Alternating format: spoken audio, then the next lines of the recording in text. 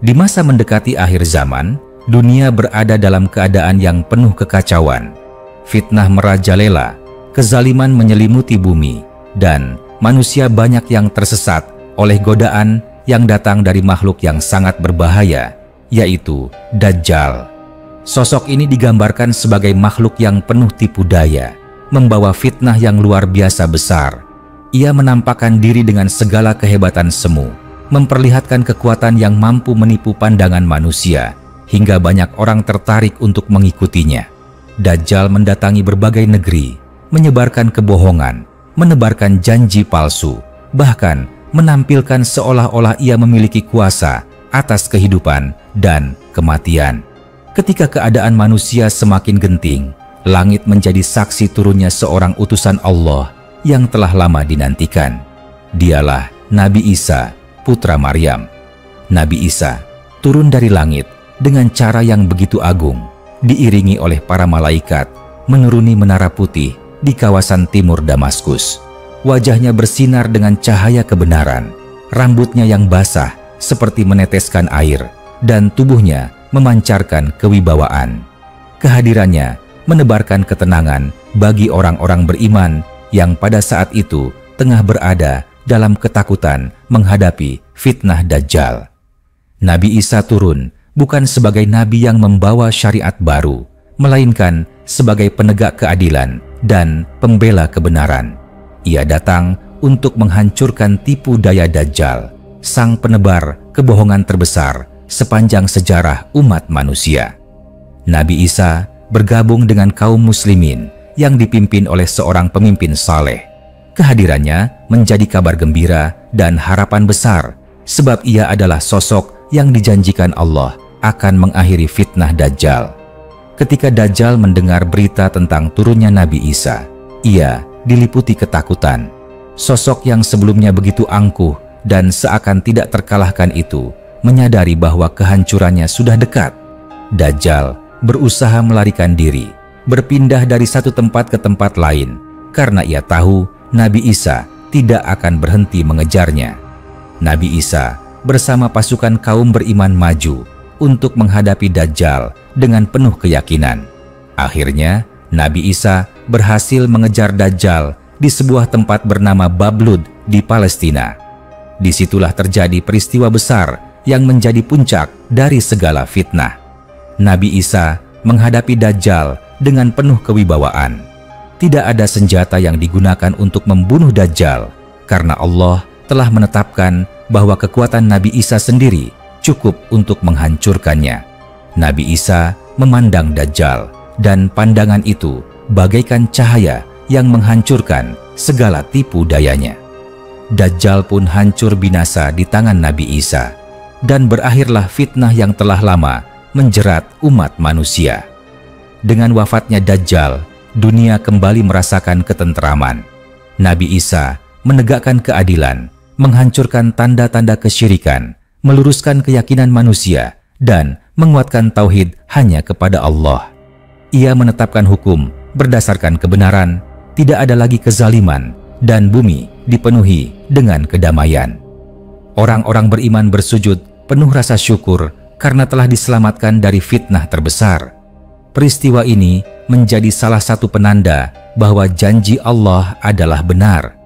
Kebinasaan Dajjal dan kemenangan Nabi Isa adalah bukti nyata bahwa kebohongan tidak akan mampu melawan kebenaran, dan tipu daya sebesar apapun pada akhirnya akan runtuh di hadapan cahaya iman. Umat manusia yang hidup pada masa itu mendapatkan kesempatan untuk menyaksikan keadilan ditegakkan dengan nyata, dan mereka menyadari bahwa kekuasaan hanya milik Allah yang Maha Perkasa. Setelah Dajjal dibinasakan oleh Nabi Isa putra Maryam di kawasan Bablud, dunia seakan-akan mendapatkan napas baru. Kekuatan fitnah yang selama ini mencekik umat manusia runtuh seketika. Ketenangan mulai meresap ke hati orang-orang beriman, sebab mereka melihat dengan mata kepala sendiri bagaimana sosok yang paling ditakuti hancur di tangan utusan Allah. Tidak ada lagi ketakutan terhadap kebohongan Dajjal. Tidak ada lagi tipu daya yang membuat iman goyah. Nabi Isa kemudian mengambil peran besar dalam menata kehidupan umat manusia. Ia menegakkan keadilan dengan penuh kebijaksanaan. Tidak ada lagi kekuasaan yang zalim, tidak ada lagi penindasan terhadap kaum lemah. Semua hukum dijalankan dengan kejujuran dan kebenaran, dan Nabi Isa menegakkan aturan-aturan Allah tanpa menambah dan mengurangi. Ia tidak datang membawa syariat baru, melainkan menegaskan kembali ajaran tauhid dan meluruskan segala penyimpangan yang telah ditanamkan oleh musuh-musuh kebenaran sebelumnya. Di bawah kepemimpinan Nabi Isa, segala bentuk simbol kesyirikan dihancurkan, patung-patung disingkirkan, tanda-tanda kebohongan diruntuhkan, dan keyakinan yang melenceng dari tauhid diluruskan. Ia menegakkan keesaan Allah dengan tegas, dan seluruh umat manusia diarahkan untuk menyembah hanya kepada Allah yang Maha Esa. Pada masa itu, bahkan binatang buas menjadi jinak, sehingga tidak lagi menebar ancaman terhadap manusia. Tanah menjadi begitu subur, hujan turun dengan berkah, dan bumi mengeluarkan hasilnya dengan melimpah.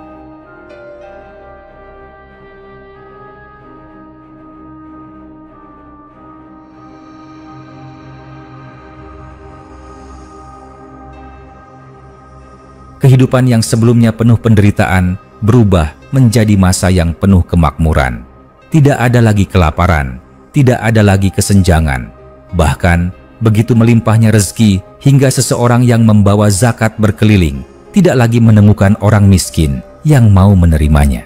Semua manusia hidup dalam kecukupan, rasa aman, dan ketentraman. Nabi Isa juga berperan sebagai pemimpin yang penuh kasih sayang. Ia menuntun manusia dengan kelembutan, sekaligus menegakkan kebenaran dengan ketegasan. Keberadaannya menjadi rahmat bagi manusia, sebab ia bukan hanya menghapus fitnah terbesar, tetapi juga membawa umat menuju masa keemasan yang penuh dengan keberkahan. Pada masa itu, kebahagiaan tidak hanya dirasakan dalam bentuk duniawi, melainkan juga dalam kekuatan iman yang semakin kokoh di dalam dada manusia. Kedamaian ini berlangsung dalam waktu yang panjang, hingga dunia benar-benar merasakan bagaimana hidup dalam naungan aturan Allah tanpa ada gangguan dari fitnah besar.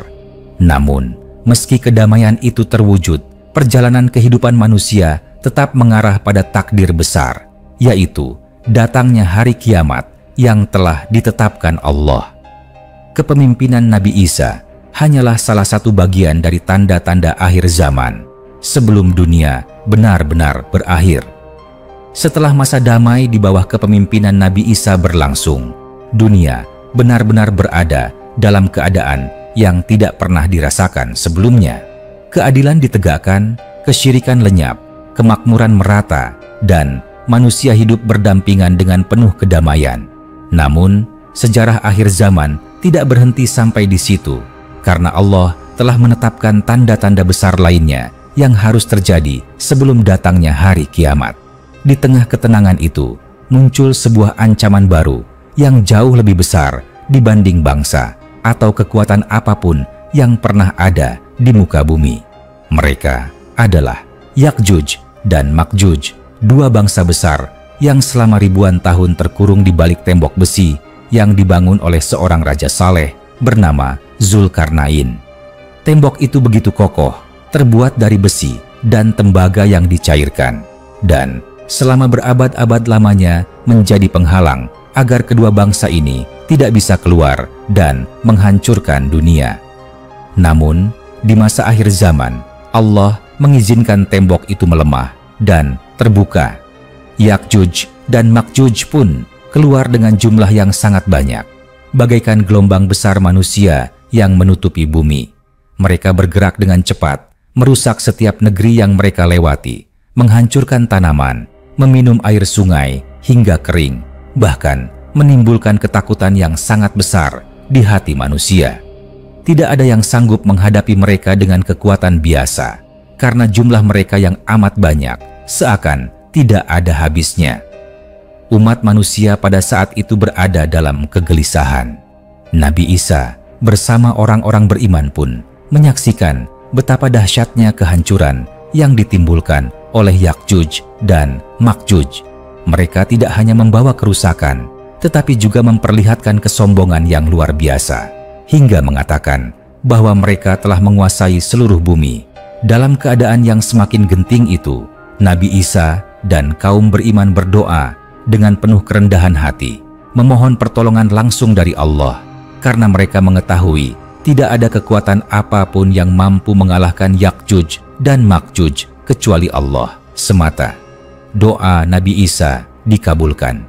Allah mengirimkan wabah yang menyerang Yakjuj dan Makjuj. Mereka binasa secara beramai-ramai. Tubuh mereka bergeletakan menutupi bumi, hingga baunya sangat menyengat. Dunia yang semula dipenuhi kehancuran, akhirnya kembali aman berkat campur tangan langsung dari Allah. Setelah itu, Allah mengirim burung-burung besar yang membawa jasad-jasad Yakjuj dan Makjuj, lalu menjatuhkannya ke tempat yang telah ditentukan. Bumi kemudian disucikan dengan turunnya hujan yang lebat, membersihkan bekas kehancuran dan mengembalikan keseimbangan alam. Setelah musnahnya Yakjuj dan Makjuj, kehidupan kembali tentram di bawah bimbingan Nabi Isa. Bumi sekali lagi dipenuhi berkah, hasil-hasil pertanian tumbuh melimpah, binatang jinak hidup berdampingan dengan manusia, dan rasa takut hilang sepenuhnya. Nabi Isa terus menegakkan hukum Allah, membimbing manusia menuju tauhid, dan mempersiapkan umat untuk menghadapi tanda-tanda besar selanjutnya menjelang kiamat. Setelah Yakjuj dan Makjuj dibinasakan oleh kuasa Allah, masa damai kembali menaungi bumi. Nabi Isa tetap memimpin dengan penuh kebijaksanaan, menegakkan hukum Allah dan menguatkan tauhid di hati manusia. Namun, perjalanan menuju akhir zaman tidak berhenti. Allah telah menetapkan tanda-tanda besar lainnya yang akan muncul sebagai pertanda semakin dekatnya hari kiamat. Salah satu tanda besar berikutnya adalah keluarnya Dabbatul Ard, yaitu makhluk yang muncul dari dalam bumi.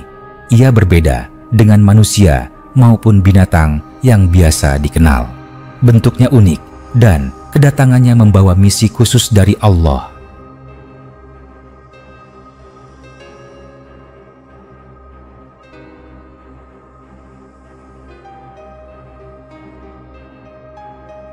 Dabbatul Ard keluar di tengah manusia untuk berbicara kepada mereka, menegur orang-orang yang selama ini mendustakan ayat-ayat Allah, sekaligus menguatkan keimanan orang-orang beriman.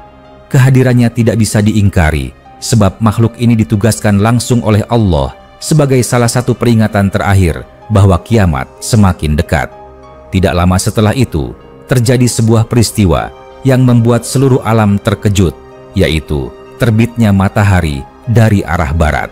Cahaya fajar tidak lagi muncul dari timur sebagaimana biasanya, tetapi Allah membalikan arah terbitnya. Ketika manusia menyaksikan hal itu, kesadaran besar muncul di hati mereka. Orang-orang kafir yang selama ini mendustakan kebenaran akhirnya mengakui bahwa apa yang disampaikan para nabi adalah benar. Namun, penyesalan mereka tidak lagi bermanfaat, karena pada saat matahari terbit dari barat, pintu tobat telah ditutup selamanya. Tidak ada lagi amal kebaikan yang diterima, tidak ada lagi iman baru yang bisa menyelamatkan. Setelah itu, tanda-tanda besar lainnya muncul satu persatu. Langit menjadi saksi ketika asap tebal atau duhan menyelimuti bumi, membuat manusia diliputi kepanikan. Gunung-gunung mulai berguncang, bumi terbelah, dan ketenangan perlahan sirna. Lautan meluap dan bintang-bintang berjatuhan. Umat manusia semakin menyadari bahwa mereka sedang berada di ambang kehancuran yang tidak bisa ditolak. Di masa menjelang kiamat itu pula, Allah mengutus angin lembut yang mengambil nyawa setiap orang beriman. Angin itu menyapu dengan tenang, meninggalkan bumi hanya dihuni oleh orang-orang kafir dan pendosa. Dengan begitu, ketika kiamat benar-benar tiba, tidak ada seorang pun yang menyebut nama Allah di muka bumi. Lalu, sangkakala pun ditiup oleh malaikat Israfil dengan suara yang mengguncang seluruh alam semesta. Suara itu begitu dahsyat hingga semua makhluk yang hidup pun binasa. Gunung hancur berkeping-keping, lautan meluap menelan daratan, langit terbelah, dan bumi diguncang tanpa henti. Inilah akhir dari kehidupan dunia, akhir dari segala fitnah, sekaligus awal dari perjalanan panjang menuju kehidupan akhirat yang abadi. Setelah tiupan sangkakala pertama, seluruh kehidupan di alam semesta sirna. Gunung-gunung yang dulu berdiri kokoh hancur menjadi debu, lautan meluap melanda daratan, dan langit terbelah hingga bintang-bintang berjatuhan. Tidak ada satupun makhluk yang tersisa, semua binasa karena kedahsyatan suara itu. Alam semesta menjadi sunyi, sepi, dan kosong. Dunia yang selama ini dihuni manusia hanya tinggal puing-puing kehancuran. Setelah masa kehancuran itu berlalu sesuai ketetapan Allah, sangkakala ditiup kembali oleh malaikat Israfil. Inilah tiupan kedua yang menandai kebangkitan manusia dari kubur. Seluruh manusia, sejak yang pertama diciptakan hingga yang terakhir, dibangkitkan kembali. Tanah yang kering dan hancur tiba-tiba mengeluarkan jasad-jasad yang hidup lagi. Tulang belulang yang berserakan disatukan, daging menempel kembali, dan jiwa dikembalikan ke tubuh. Semua manusia berdiri, terheran-heran, namun tidak mampu menolak perintah Allah untuk bangkit. Mereka digiring menuju sebuah tempat yang luas dan datar yang disebut Padang Mahsyar. Di sana, seluruh umat manusia berkumpul tanpa terkecuali. Raja dan rakyat, orang kaya dan miskin, orang kuat dan lemah, semuanya sama, tanpa membawa apapun kecuali amal perbuatan mereka. Tidak ada lagi pangkat, harta, ataupun kedudukan yang bisa membedakan satu sama lain. Yang tersisa hanyalah catatan amal yang akan menjadi penentu nasib. Hari itu disebut sebagai hari yang sangat panjang. Matahari didekatkan begitu dekat dengan kepala manusia hingga keringat bercucuran deras. Ada yang keringatnya hanya membasahi kaki, ada yang sampai menutupi tubuh, bahkan ada yang hampir tenggelam dalam keringatnya sendiri sesuai dengan kadar amal masing-masing. Ketakutan meliputi seluruh makhluk. Mereka gelisah menanti keputusan Allah karena tidak ada yang tahu apakah akan selamat atau celaka. Pada saat itu, catatan amal manusia dibuka. Malaikat menyerahkan kitab masing-masing, ada yang menerimanya dengan tangan kanan sebagai tanda keselamatan, dan ada yang menerimanya dengan tangan kiri sebagai pertanda kesengsaraan. Tidak ada satupun amal, baik besar maupun kecil, yang luput dari perhitungan. Semua yang pernah dilakukan di dunia tercatat dengan rinci. Lidah, tangan, kaki, bahkan kulit manusia menjadi saksi yang berbicara tentang perbuatannya sendiri. Di padang mahsyar pula, manusia mencari pertolongan. Mereka berharap ada yang bisa memberi syafaat agar hisab segera dimulai. Nabi Muhammad menjadi pemimpin umat manusia pada hari itu, memberikan syafaat agung agar manusia segera diputuskan nasibnya. Allah dengan segala keadilan dan kasih sayangnya mengadili setiap hamba tanpa ada satupun yang dizalimi.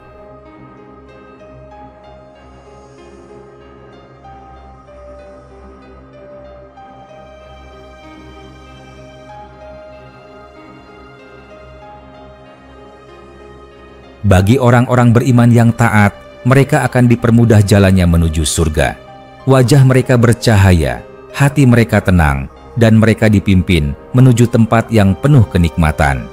Namun, bagi orang-orang yang ingkar, mereka menghadapi azab yang sangat pedih, dilemparkan ke dalam neraka dengan penuh penyesalan yang tidak ada akhirnya. Setelah proses hisab di padang mahsyar selesai, tibalah saatnya setiap jiwa mendapatkan balasan yang adil sesuai dengan amal perbuatannya di dunia. Pintu-pintu surga dibuka bagi orang-orang beriman yang taat, sementara neraka menyala dengan dahsyat untuk orang-orang yang durhaka. Inilah hari pembalasan, hari yang dijanjikan Allah, hari di mana kebenaran ditegakkan tanpa ada sedikit pun ketidakadilan. Keadaan surga digambarkan dengan kenikmatan yang tidak pernah terlihat oleh mata, tidak pernah terdengar oleh telinga, dan tidak pernah terlintas dalam hati manusia.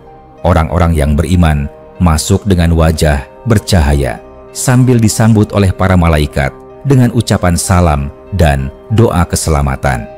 Di dalam surga terdapat sungai-sungai yang airnya lebih jernih dari kristal, sungai susu yang tidak berubah rasa, sungai madu yang murni, dan sungai khamar yang tidak memabukkan. Pohon-pohon rindang menaungi mereka, buah-buahannya mudah dipetik, dan kenikmatan itu tidak pernah habis. Orang-orang beriman diberi pakaian dari sutra halus, perhiasan dari emas dan permata, serta dipersilakan tinggal di istana yang megah. Tidak ada rasa letih, tidak ada rasa sedih, dan tidak ada lagi penderitaan. Mereka berkumpul bersama keluarga dan sahabat yang beriman, merasakan kebahagiaan abadi.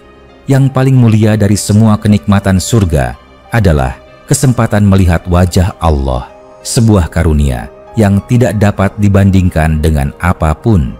Pada saat itu, hati manusia dipenuhi kedamaian yang sempurna karena mereka berada dalam ridha Allah. Keadaan neraka sangat berbeda. Orang-orang kafir dan pendosa besar yang tidak bertobat dilemparkan ke dalam api yang menyala-nyala. Pintu-pintu neraka tertutup rapat. Para malaikat penjaga neraka tidak pernah berbelas kasih, dan setiap teriakan minta tolong tidak digubris. Api neraka membakar hingga menembus kulit, lalu kulit itu diganti dengan yang baru, agar rasa sakitnya tidak pernah berhenti. Minuman mereka adalah cairan panas yang mendidih dan nanah busuk. Makanan mereka berupa buah dari pohon zakum yang pahit dan berduri. Di dalam neraka, mereka dipenuhi penyesalan. Mereka menyesali sikap sombong di dunia, menyesali dosa-dosa yang tidak mereka tobati, menyesali saat-saat ketika mereka menolak seruan kebenaran. Namun, semua penyesalan itu tidak lagi berguna. Azab terus berlangsung tanpa akhir, dan mereka tidak memiliki jalan keluar sedikit pun. Pada hari itu, setiap manusia menyadari bahwa kehidupan dunia hanyalah persinggahan singkat. Segala kesenangan dunia yang pernah diperebutkan ternyata tidak ada artinya dibandingkan kehidupan akhirat yang kekal. Surga dan neraka menjadi tempat tinggal abadi, sesuai dengan apa yang manusia pilih sendiri melalui amal dan keyakinannya semasa hidup di dunia. Inilah akhir dari perjalanan panjang umat manusia, dari penciptaan, kehidupan dunia, datangnya para nabi, fitnah akhir zaman, kehancuran alam semesta, hingga perhitungan amal dan balasan yang kekal. Semuanya adalah bukti bahwa janji Allah adalah benar dan tidak ada satupun yang mampu mengingkarinya. Ketika surga dan neraka telah menjadi tempat tinggal abadi bagi seluruh manusia, tersingkaplah makna dari perjalanan panjang kehidupan. Dunia yang dahulu begitu diperebutkan dengan segala harta, pangkat, dan kesenangan semu, ternyata tidak lebih dari sebuah ujian singkat. Setiap tawa, setiap tangis, setiap perjuangan, dan setiap pilihan yang pernah dilakukan manusia di dunia akhirnya bermuara pada balasan di akhirat yang kekal tanpa batas waktu. Orang-orang beriman yang istiqomah merasa lega karena semua kesabaran mereka akhirnya terbayar. Mereka yang di dunia rela meninggalkan dosa, menjaga salat, berjuang dalam kebaikan, dan bersabar dalam kesulitan, kini hidup dalam kebahagiaan yang tidak pernah pudar. Mereka menatap istana-istana surga, berjalan di taman-taman penuh keindahan, minum dari sungai-sungai jernih, dan bercengkerama bersama orang-orang tercinta. Tidak ada lagi rasa takut, tidak ada lagi duka cita, yang ada hanyalah ketenangan di bawah ridha Allah. Sebaliknya, orang-orang kafir dan para pendosa besar yang menolak kebenaran merasakan bahwa penyesalan mereka tidak lagi berguna. Mereka menyadari bahwa hidup di dunia hanyalah sebentar, namun kesombongan telah menutup hati mereka. Mereka menertawakan orang-orang beriman, menolak seruan para nabi, dan menganggap remeh peringatan Allah. Kini, di neraka yang penuh azab, mereka menjerit dan memohon agar bisa kembali ke dunia walau sekejap, hanya untuk beriman. Namun, pintu kesempatan itu telah tertutup.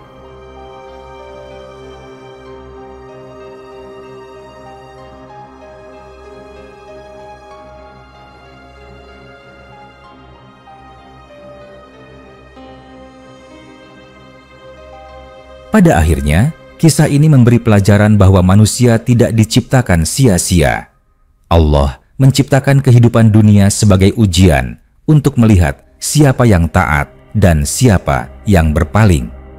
Semua tanda-tanda yang terjadi, dari turunnya Nabi Isa, fitnah Dajjal, keluarnya Yakjuj dan Makjuj, hingga kehancuran alam semesta, adalah bukti nyata bahwa janji Allah adalah benar. Tidak ada satupun yang luput dari pengawasannya, dan tidak ada satupun amal yang tidak dihitung. Pesan besar dari rangkaian akhir zaman ini adalah agar manusia senantiasa ingat pada Allah, memperbanyak amal baik, menjauhi dosa, dan tidak terlena dengan gemerlap dunia. Karena dunia hanyalah persinggahan, sedangkan akhirat adalah tempat kembali yang sesungguhnya. Setiap langkah yang diambil hari ini menentukan tempat tinggal kelak, apakah bersama orang-orang yang berbahagia di surga atau bersama orang-orang yang menanggung penyesalan abadi di neraka.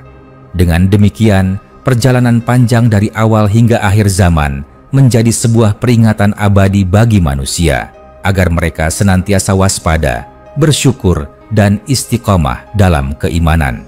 Karena ketika hari itu datang, tidak ada lagi penundaan, tidak ada lagi kesempatan kedua. Hanya amal yang ikhlas dan keimanan yang teguh yang mampu menyelamatkan.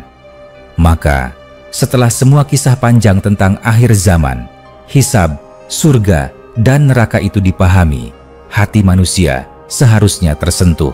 Segala peristiwa besar yang telah Allah tetapkan bukanlah sekadar cerita, melainkan peringatan agar manusia tidak lalai dalam perjalanan hidup yang singkat ini.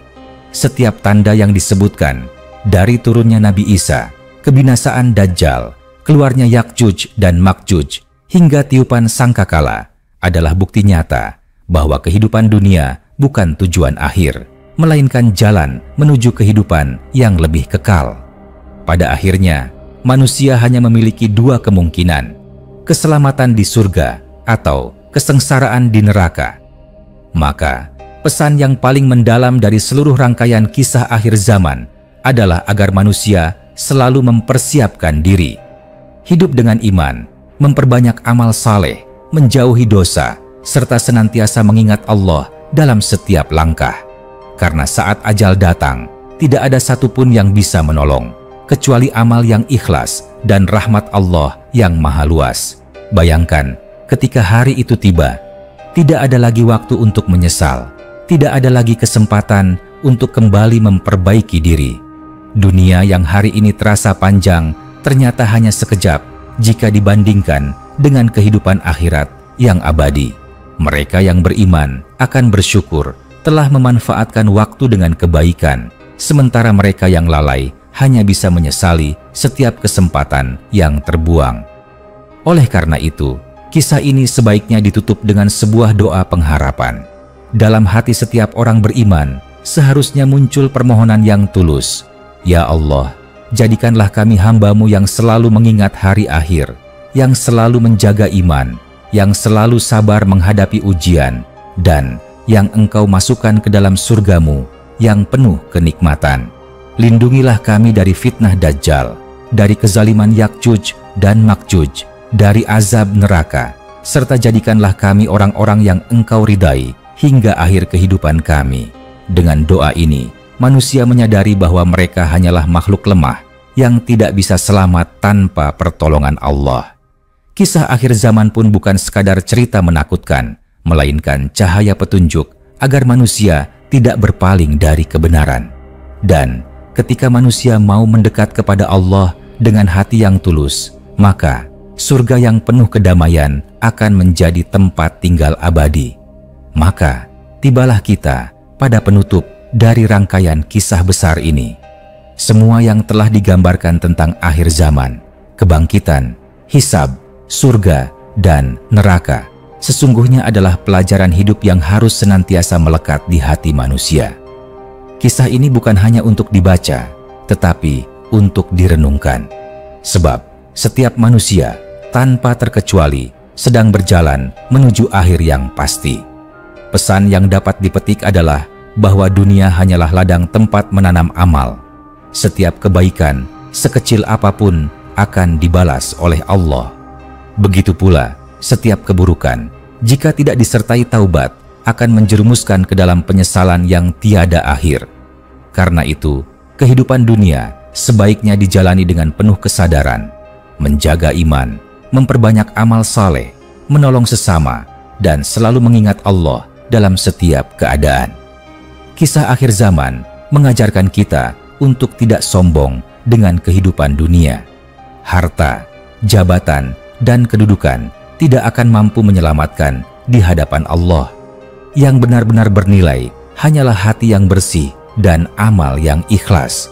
Maka, janganlah menunda untuk bertaubat, janganlah menunda untuk berbuat baik, karena kita tidak tahu kapan ajal akan datang. Dan pada akhirnya, pesan moral yang harus dipegang erat adalah, selama masih ada waktu, gunakanlah untuk mendekatkan diri kepada Allah, agar ketika hari pembalasan tiba, kita tergolong orang-orang yang selamat.